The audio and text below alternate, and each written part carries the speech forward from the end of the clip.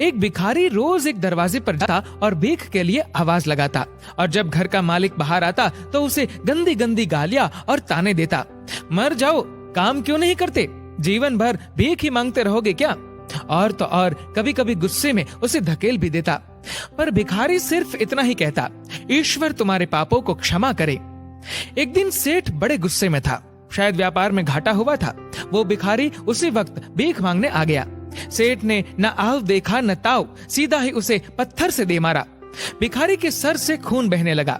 फिर भी उसने सेठ से कहा, ईश्वर तुम्हारे पापों को क्षमा करे, और वहां से जाने लगा। जब सेठ का गुस्सा थोड़ा कम हुआ तो वह सोचने लगा कि मैंने उसे पत्थर से भी मारा, पर उसने बस दुआ दी। इसके पीछे क्या रहस्य है, ये जानना पड़ेगा। और वह भिखारी के पीछे चलने लगा। भिखारी जहाँ भी जाता सेठ उसके पीछे पीछे जाता। कहीं कोई उस भिखारी को कुछ भीख दे देता तो कोई उसे मारता, जलील करता, गालियां देता, पर भिखारी इतना ही कहता, ईश्वर तुम्हारे पापों को क्षमा करे। अब अंधेरा हो चला था। भिखारी अपने घर लौट रहा था। सेठ भी उसके पीछे था।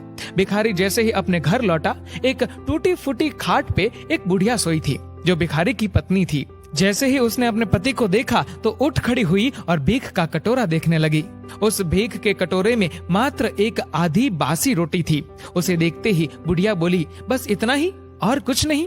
और ये आपका सर कैसे फूट गया? भिखारी बोला, हाँ बस इतना ही है।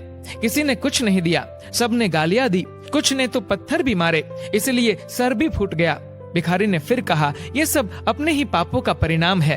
याद है ना तुम्हें, कुछ वर्षों पहले हम कितने रईस हुआ करते थे, और क्या नहीं था हमारे पास, पर हमने कभी दान नहीं किया। याद है तुम्हें वो अंधा भिखारी? बुढ़िया की आंखों में आंसू आ गए और उसने कहा, हाँ, कैसे हम उस अंधे भिखारी का मजाक उड़ाते थे, कैसे उसे रोटियों की जगह खाली कागज रख देते थे, कैसे हम उसे जलील करते थे, कैसे हम उसे कभी कभी मार या धकेल देते थे। अब बुढ़िया ने कहा, हाँ सब याद है मुझे, कैसे मैंने भी उसे राह नहीं दिखाई और घर के बने नाले में गिरा दिया था। जब भी वह रोटियां मांगता था तो मैंने बस उसे गालियां ही दी। एक बार तो उसका कटोरा तक फेंक दिया था। और वो अंधा भिखारी हमेशा कहता था कि तुम्हारे पापों का हिसाब ईश्वर करेंगे, मैं नहीं। आज उस भिखारी की बद्दुआ और हाय हमें ले डूबी। फिर भिखारी ने कहा, पर मैं किसी को बद्दुआ नहीं देता, चाहे मेरे साथ कितनी भी ज्यादती क्यों ना हो जाए, मेरे लब पर हमेशा दुआ ही रहती है। मैं अब नहीं चाहता कि कोई और इतने बुरे दिन देखे।